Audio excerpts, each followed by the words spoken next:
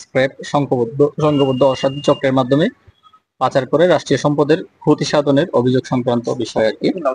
তো এখানে এই অভিযোগটাতে মোটা দাগে 3টা অভিযোগের কথা বলা হয়েছে। প্রথম অভিযোগটা সম্পর্কে বলি, সেটা হচ্ছে এখানকার জেলা সরঞ্জাম নিয়ন্ত্রক জনাব সাজ্জাদুল ইসলামের বিরুদ্ধে অভিযোগ। সেটা হচ্ছে 2022-23 সালের দিকে এখান থেকে বেশ কিছু স্ক্র্যাপ একজন ঠিকাদারকে ইয়া করা হয়, ওনাকে ঠিকাদারের মাধ্যমে টেন্ডার দেওয়া হয়। তো এই স্ক্র্যাপ গুলো এখান থেকে বের হওয়ার সময় ওই স্ক্র্যাপের সাথে আরো অতিরিক্ত 60 মেট্রিক টন স্ক্র্যাপ সেটা সেনাবাহিনী আটক করে একটা ট্রাকে। স্ক্র্যাপ সহ ট্রাকটা পরবর্তীতে রেলওয়ে পুলিশকে হস্তান্তর করে এবং তৎপ্রেক্ষিতে তৎকালীন শহীদুল ইসলাম সরকার, সম্ভবত ওনার নামটা বলতে হবে দেখে, যে শাহাদাত হোসেন, সর্দার শাহাদাত হোসেন, ওনার ডিজি পদে পদোন্নতি হওয়ার কথা ছিল, এটা 6 মাস স্থগিত থাকে। সাজ্জাদুল ইসলাম যার কথা বললাম, ওনার স্কেল হেল্ড আপ হয় এবং আমির উদ্দিন, গোলাম রাব্বানি এবং নজরুল ইসলাম নামে 3 জনকে শাস্তিমূলক বদলি করা হয়। এটা হচ্ছে প্রথম অভিযোগ ছিল আর কি। তো এটার বিষয়ে আমরা এখানকার যাচাই করার জন্য আমরা জেলা সরঞ্জাম নিয়ন্ত্রক সাজ্জাদুল ইসলামের সাথে কথা বলেছি। আমরা এখানকার যিনি প্রধান সরঞ্জাম নিয়ন্ত্রক ওনার দপ্তরে গিয়েছিলাম, কিন্তু উনি আজকে ঢাকাতে আছেন বিধায় ওনার বক্তব্য আমরা নিতে পারিনি।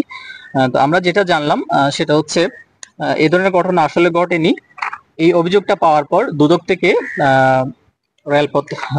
রেল মন্ত্রণালয়ে একটা পত্র প্রেরণ করা হয় যে অভিযোগটা একটু খতিয়ে দেখার জন্য। তৎপ্রেক্ষিতে রেল মন্ত্রণালয়ের ডিজি মহোদয়ের নির্দেশে 3 সদস্যের একটা কমিটি গঠন করা হয় এবং এই কমিটি যাচাই বাছাই করে এ ধরনের এই অভিযোগের কোনো সত্যতা পায়নি। অর্থাৎ এই প্রথম অভিযোগটা সংক্রান্তে সাজ্জাদুল ইসলাম এবং অন্যান্য যারা ছিলেন তাদের বিরুদ্ধে কোনো সত্যতা পাওয়া যায়নি।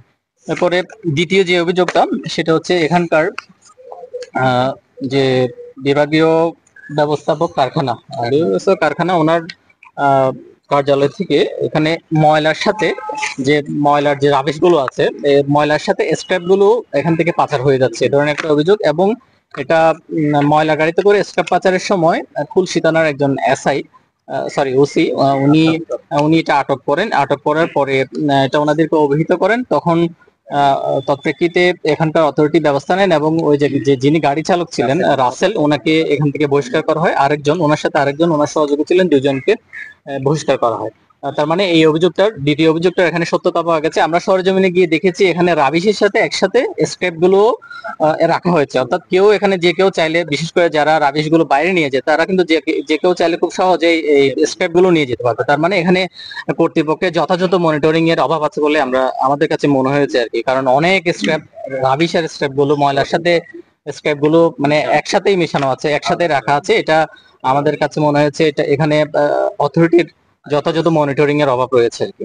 আর তৃতীয় যে অভিযোগটা সেটা হচ্ছে এখান থেকে লাইট সরবরাহের জন্য যে ট্রেডার্স নামে একটা প্রতিষ্ঠানকে কার্যাদেশ দেওয়া হয় 1284 পিস লাইট সরবরাহের জন্য।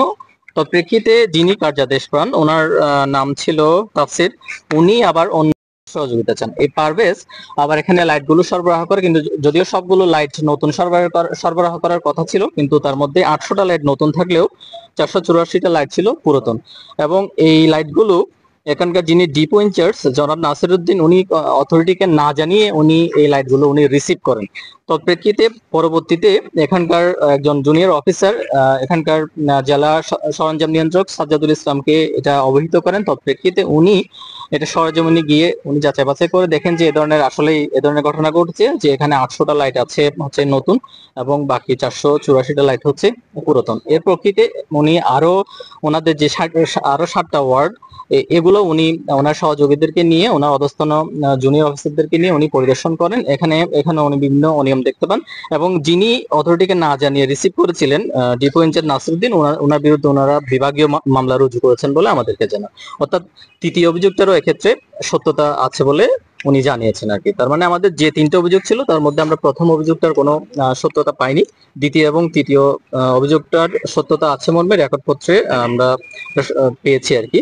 তো ওনার কাছে আমরা বিভাগীয় মামলা রুজু সংক্রান্ত ডকুমেন্টস গুলো প্রথম যে অভিযোগটার কথা বলেছি এই সংক্রান্ত ডকুমেন্টস গুলো উনি তাৎক্ষণিক আমাদেরকে দিতে পারেননি, উনি আজকের মধ্যে এগুলো আমাদেরকে দিবেন বলে জানিয়েছেন। সবগুলো রেকর্ডপত্র আমরা একটু যাচাই বাছাই করে দেখবো, দেখে আমরা খুব শীঘ্রই কমিশন বরাবর আমাদের প্রতিবেদন দিব। ধন্যবাদ।